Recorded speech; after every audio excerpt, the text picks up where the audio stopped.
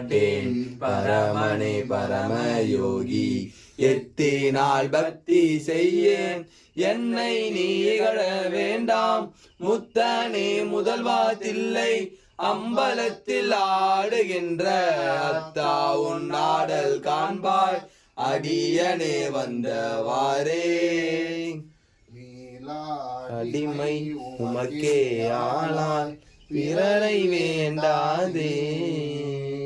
மூலாதி போல் உள்ளே அகன்று முகத்தமிக வாடி ஆளாயிருக்கும் அடியாதங்கள் அல்லல் சொன்னதால் வாழாயிருப்பீர் திருவாரூரில் வாழ்ந்து போனீரே.